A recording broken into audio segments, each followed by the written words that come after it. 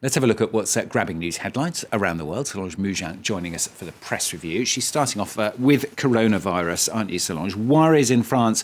Another lockdown could soon be on the cards. I was checking the figures upstairs. I mean, they're going up a little bit, but not a lot at the moment. Yeah, it's raging across the globe. It's in France. There were about nearly 25,000 hospitalizations across the country. So France is bracing potentially for what La Dépêche du Midi, the local paper, calls a make-or-break week. Between a slow vaccine rollout, the after effects of holiday gatherings, the paper says that this week will be a crucial one as statistics begin to emerge about the current rate of infection across the country. Now, faced with the possibility of another lockdown in the coming days or weeks, L'Humanité wonders if it is even possible with this mutation of the virus to keep it under control, especially now that the mutation is more contagious and is in France. Yeah, it's very difficult, isn't it, looking across the channel there to the UK. Of course, that more contagious mutation really causing problems in England. Coronavirus hospitalisations skyrocketing there. Yeah, the UK's chief medical officer said that NHS, the National Health Service, is facing, quote, the most dangerous moment in its history, end quote, and that will be so in the coming weeks as well. The Independent tells us of a lack of hospital staff that's part of the problem. The paper says that the NHS is calling, quote, for immediate additional staff to work on hospital wards. Now, that will include administrative assistants, secretaries, students as well. Now, under the government guidelines, the UK residents are allowed to exercise outside, but they're supposed to stay in their neighborhood, in their local areas. And Prime Minister Boris Johnson is facing quite a bit of criticism for not following these lockdown rules this past weekend on Sunday after he went for a bicycle ride 7 miles or 11 kilometers from 10 Downing Street.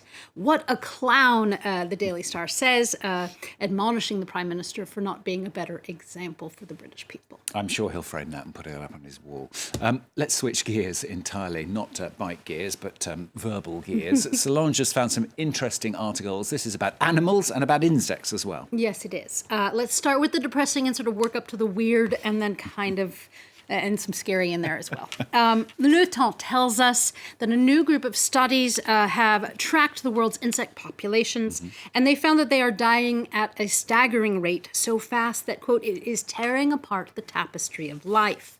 That these bugs that we are dependent upon for the food chain, to pollinate plants, to deal with nature's waste, well, they're, quote, suffering a death by 1,000 cuts through urbanization, farming, pesticides, and light pollution as well. And that there is, though, that's the depressing part. There is, though, a silver lining to this. The article says that through the recent years of knowing about this, local communities are acting to create and maintain insect populations, and citizen scientists are also popping up around the world. So I guess it may be better to take in some bugs than to take in some cats, which leads me to the slightly scary science article in Gizmodo. It tells us that a study has come out that finds a link between a cat parasite and brain cancer in people. And now, to reassure any and all cat owners, brain cancer is still very rare. The risk is low. Scientists are still studying if there is an actual cause and effect between the two. Nevertheless, you may consider this when and if ever you try and get a cat. Slightly scary.